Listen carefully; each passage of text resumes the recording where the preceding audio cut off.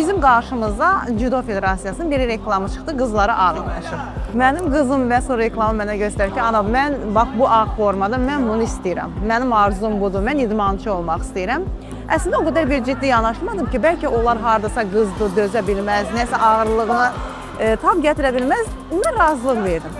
Dedim, yaxşı, olsun başla. Amma inanın ki, qızım başladı, bir ay ərzində 3 yarışa çıxdı, 12-sində qalib oldu. Yəni mən o qədər fəxrlədim, hətta çox pis oldum ki, mən bu qədər neçə illər ərzində qızımı başqa sahəyə yönəltməkdənsə, kəşkə elə ilk öncədən onun öz xəyalları ilə, öz arzuları ilə idmana yönəldərdim. O hal-hazırda bəlkə də Avropaya çıxmışdı hal-hazırda, amma mənim onu yanlış istiqamətləndirməyim, öz arzusundan kənara yönəltməyim onu biraz hardasa deyim ləngitdi.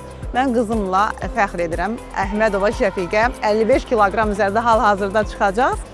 İnşallah ki, qalib olar. Hal-hazırda burada onu izləyərkən necə bir qürur hissi keçirdiyimi onu mən bilirəm. Bu qürur hissini həqiqətən bütün valideynlərə arzu eləyirəm. Təki bütün evladlar valideynlərin başlanıcı olsun, vətənimizi hər yerdə fəxrlə bayrağımızı qaldırsınlar, hər yerdə qürurla təmsil etsinlər.